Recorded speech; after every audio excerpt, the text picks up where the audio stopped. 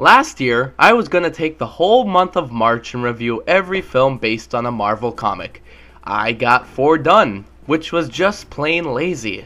So I decided why not give it a second try. This March, I'm going to continue Marvel March where I left off, and as of right now, there is 31 Marvel films yet to review, and there's 31 days in the month.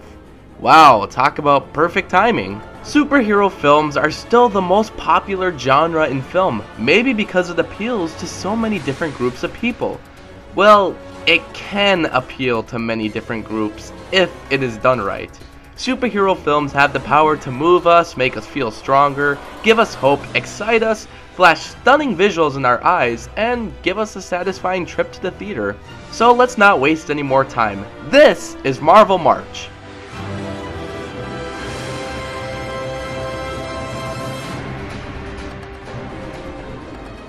It's weird to think that there was a time when companies were not trying to adapt comic books.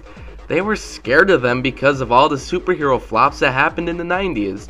And even Marvel didn't know what they were doing with their properties. Now, there were many talks of making an X-Men film, a Spider-Man film, both of which had James Cameron attached as director at one point. But most film companies had no desire to create a film adaptation of comic book films. So it's weird to think that the first Marvel film that got a wide release, a budget from a film company, and wasn't Howard the Duck, was a film adaptation of Blade. Looking at all the weird superhero films we have today, it confuses me. Why would a studio want a film based on Blade? Was it the fact that it was about vampires and it would appeal to many people, or was it a risky business decision made by New Line Cinema? Whatever the reason, the movie was released and made quite a bit of money. But how does the film stand today?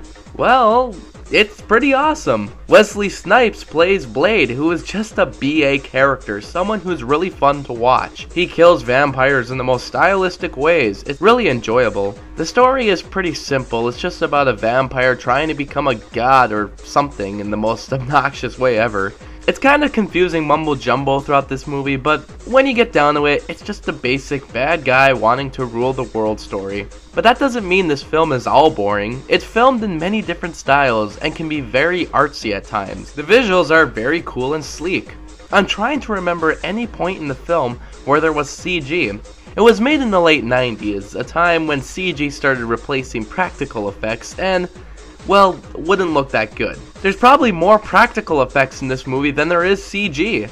I mean, yeah, CG is used when the vampires die and when that guy's body is being put back together through blood. But let's face it, how would they do that practically? Plus, the effects still look pretty good by today's standards.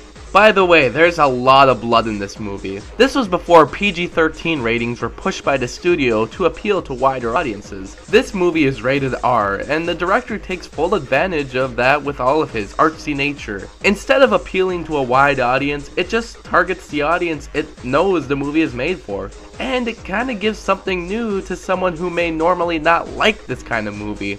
And it definitely has a superhero feel to it, even though it doesn't follow a lot of the superhero tropes. I mean, you have the superhero cliches here and there, but it's never annoying. In fact, the lead woman played by N'Bushe Wright is not a typical damsel in distress. She helps Blade, she gets out of situations with no help, and fends for herself.